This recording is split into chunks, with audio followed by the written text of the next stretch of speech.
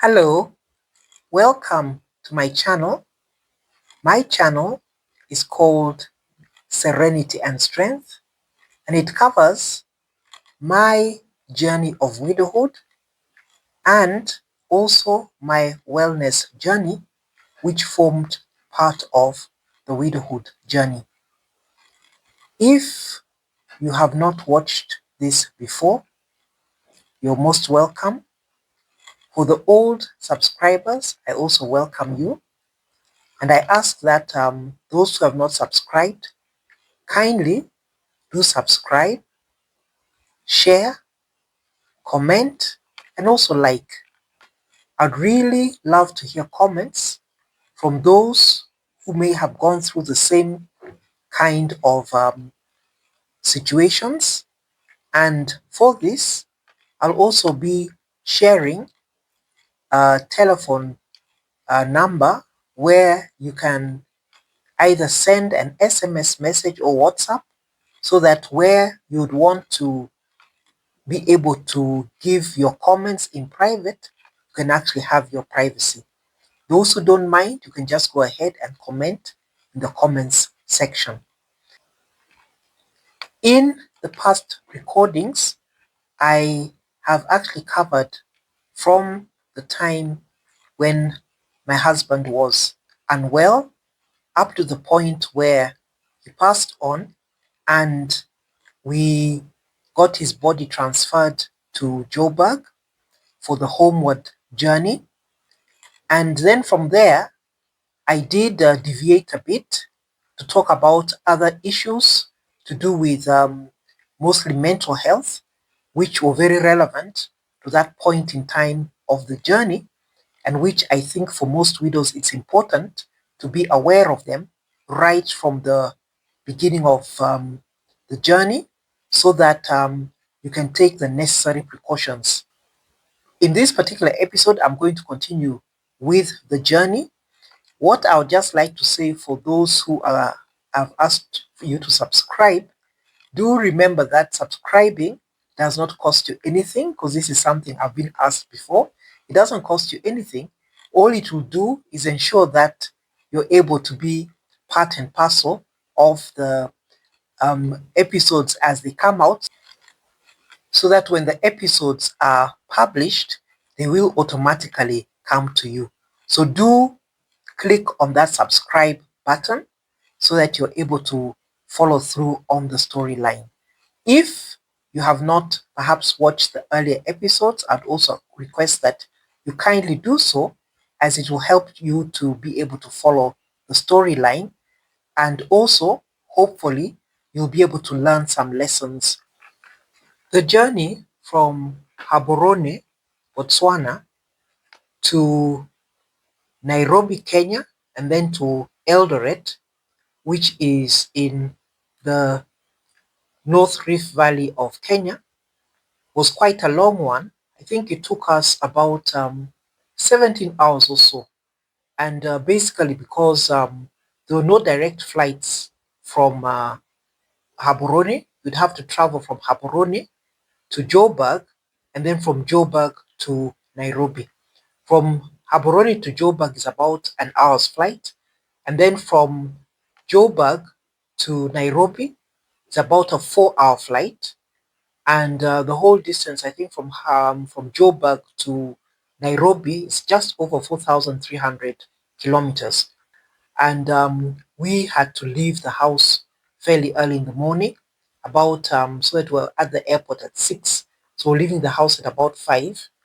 And getting to the airport, we found many of our friends who were there waiting for us.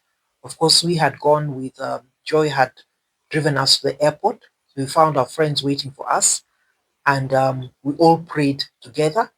And then after praying, we checked in, and they just waved us off as we boarded the flight.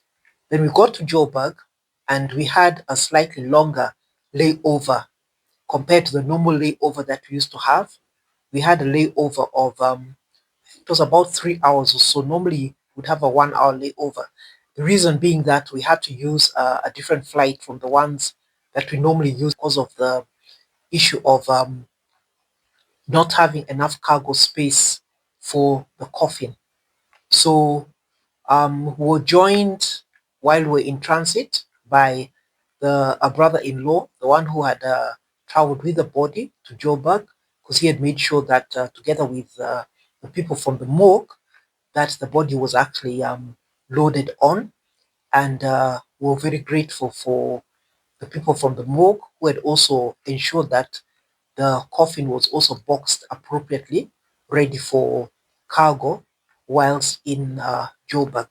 So we traveled to Nairobi, and of course, on the way as we were traveling, you find that the children were also asking about whether their dad was with us or not in the same plane, because I tried to explain to them, the whole process of what was going to happen.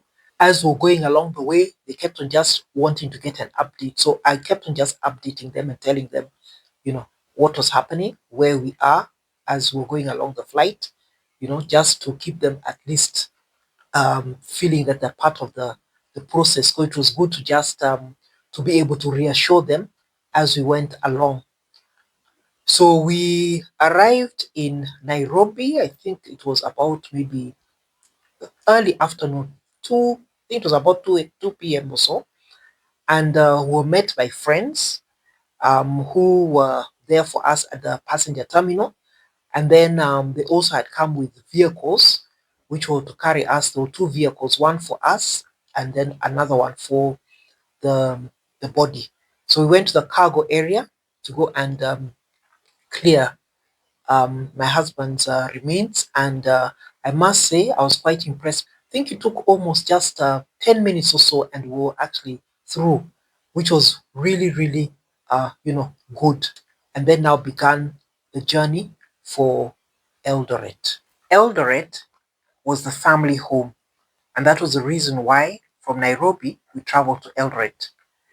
We arrived there at about almost close to midnight, if I recall, and we were going quite slow. Part of the reason is that we were carrying our body, and therefore we had to drive at a certain pace.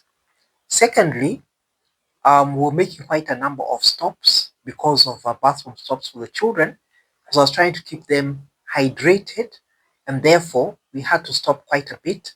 And also, I was making sure that we were eating as we went along. But I did encourage them to sleep as much as possible as we traveled. Then, at some point, because it was the cold season, we ended up with quite a bit of fog. So that fog also slowed us down quite a bit. But when we got to Eldoret, we found that some of the friends were waiting for us at the main road, which was very touching.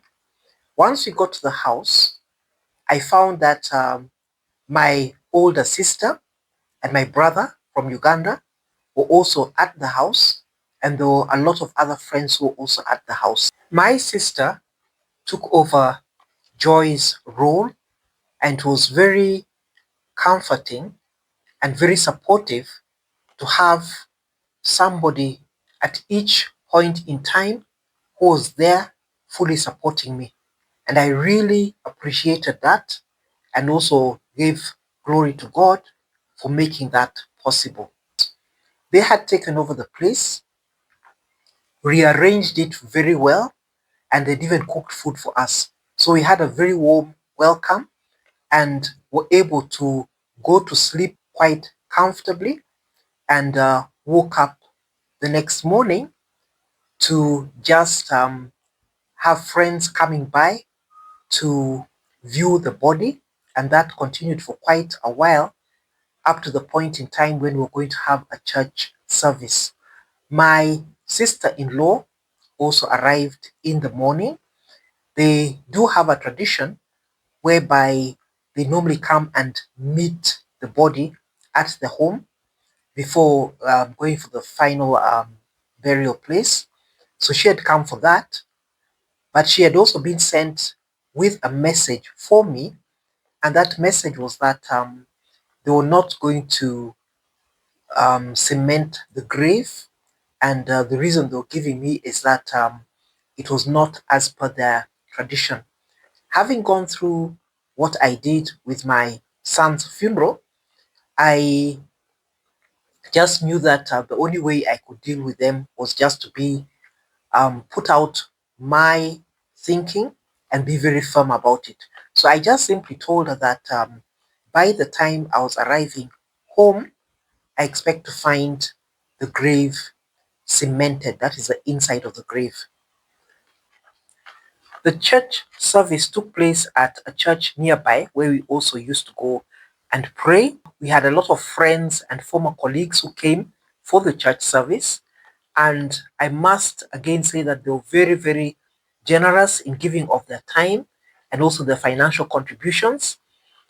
Then one of the things they did that also touched us quite a lot is that they had arranged for a vehicle which could carry the body, and it was a Land Rover. So we didn't have to pay for the second vehicle to continue with the rest of the journey. And that had a very big impact on our budget. So from there, we left and traveled home to the village.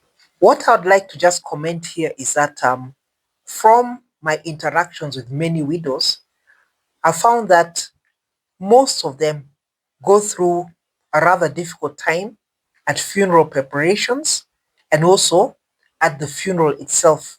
The support that they sometimes anticipate to have does not always come through, especially from relatives. Many of them who have shared have talked of cases of where they've had to bulldoze things or sometimes even threaten in order to get things done the way that they would want them done. And a lot of times it is their friends who have actually stood and supported them, their friends and the relatives from their side who have actually supported them. And yes, you'll find one or two or a few relatives from the husband's side who would actually stand there with them. But overall, you find that it tends to be those from their side who really give them the most support. And this is actually, I should say, very unfortunate that that tends to be the trend. My advice to most widows: prepare yourself spiritually. Pray over the issue. Ask God to put people there who can stand in the gap for you. Ask God to give you the strength and the wisdom that you need to take you through. Ask Him to give you the words that you need to use at any point in time, and ask Him to just help you to sail through it. Because with Him, nothing is impossible. As you prepare yourself, also do remember to prepare the children and carry them along with you throughout the process, so that at each stage you're also making time for them, making time to explain to them where they want explanations, and also taking care of their emotions. This time round I've made a pineapple drink, and it also has cinnamon sticks. The recipe is on the screen.